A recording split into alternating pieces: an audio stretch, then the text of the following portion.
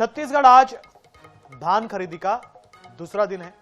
रायपुर, बेमेतरा, बालोद, बिलासपुर समेत प्रदेश भर के धान खरीदी केंद्रों में किसान अब धान लेकर पहुंचने लगे हैं। उधर हड़ताल पर जाने वाले कर्मचारियों के खिलाफ सरकार ने सख्त रुख अपनाया है।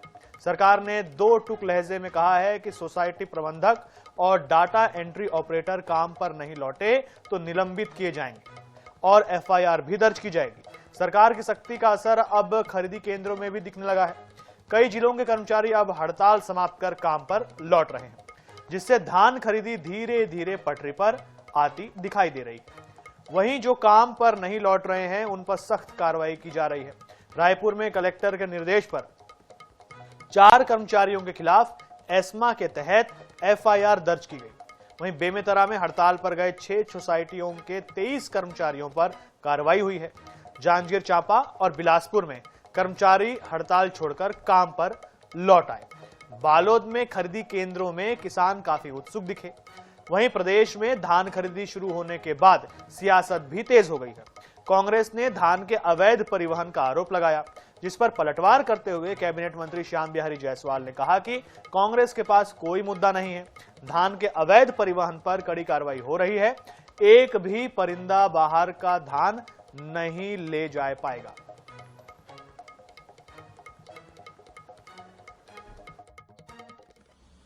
पहला तो ये कांग्रेस को कोई मुद्दा नहीं मिलता है। कल ही तो धान खरीदी चालू हुआ है और कल मुझे लगता है कि केवल शुरुआत हुआ है, पूजा उजा हुआ होगा और किसी जिले में आ गया हो तो 2 दिन हुआ है, शनिवार रविवार। तो रविवार तो छुट्टी ही रही, शनिवार भी छुट्टी था। आज से धान आएंगे तो जब खरीदी ही नहीं हो रहा है तो कहां से अवैध धान आएगा। दूसरा, अगर 19 टन धान आया है तो 19 टन मतलब छोटा ट्रक में 1 ट्रक, बड़े 14 चक्का वगैरह में आधा ट्रक, 16 चक्का जो आता है गाड़ी। तो निश्चित रूप से हम इस बात को इनकार नहीं कर रहे हैं कि धान बाहर से नहीं आएगा या नहीं आता था, लेकिन हम उसको पूरी मुस्तैदी के साथ इस बार इतनी कड़ाई किए हैं कि मुझे लगता है कि कोई परिंदा भी पंख नहीं मार पाएगा। एक दाना धान बाहर से आने की किसी प्रकार की संभावना नहीं है। तमाम प्रकार के बैरियर्स में और उसके बाद हर स्तर पर अवैध धान जो आने की आशंका है उसको रोकने के लिए सरकार पूरी तैयारी कर चुकी है। सहयोगी राहुल भूतड़ा हमारे साथ में जुड़ गए हैं, उनसे जान लेते हैं। राहुल, क्या हाल है अब खरीदी केंद्रों पे? क्या किसान जो चाहते हैं वो हो रहा है? आपको बता दूं कि बालोद जिले में 15 नवंबर को धान खरीदी प्रारंभ हुआ था। शनिवार का दिन था। उस दिन लगभग 4000 क्विंटल की धान की खरीदी हुई थी। कुछ सीमित ही समितियों में टोकन कटा था और आज सोमवार से धान खरीदी पूर्णतः चालू हुई है। 121 धान खरीदी केंद्रों में 1100 कुछ किसानों का टोकन कटा था।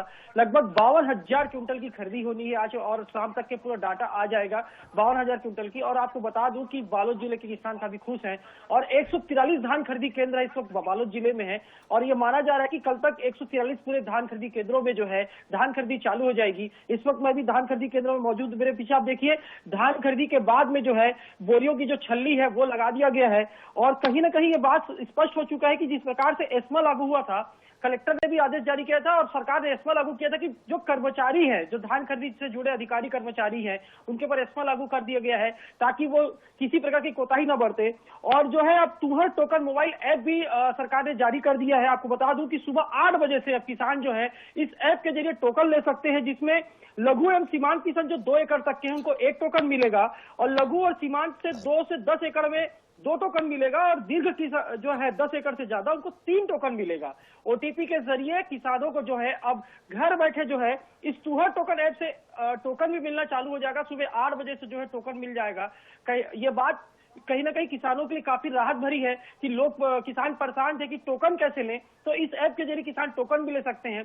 और रही बात जो समिति प्रबंधक और ऑपरेटर हड़ताल पे थे तो उनकी भी वैकल्पिक व्यवस्था पे जो है ऑपरेटर जो है बालोद जिले में के जितने भी ग्रामीण इलाकों पे जो खरीदी केंद्र है वहां पे जो युवा थे उनको 3 महीने के लिए यहाँ पे नियुक्त कर दिया गया है कि आप जो है ऑपरेटर रहेंगे। और जो सहायक कृषि विस्तार अधिकारी है है, पटवारी है, उनको जो है प्रबंधक बना के बैठा दिया गया है।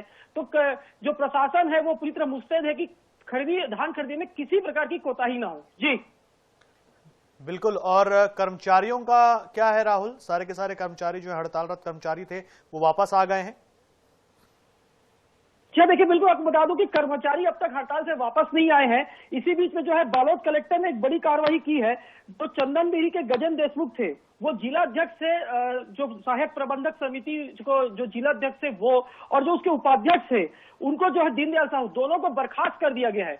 इसके बाद भी जो है सहायक प्रबंधक से लेकर ऑपरेटर जो है दुर्ग में जो है हड़ताल पे बैठे हुए हैं, वो अपनी जीत पे अड़े हुए हैं, वो वापस नहीं आए हैं। हालांकि जिला प्रशासन ने वैकल्पिक व्यवस्था से जो है धान खरीदी चालू कर दी है। जी बिल्कुल राहुल, जानकारी के लिए बहुत धन्यवाद।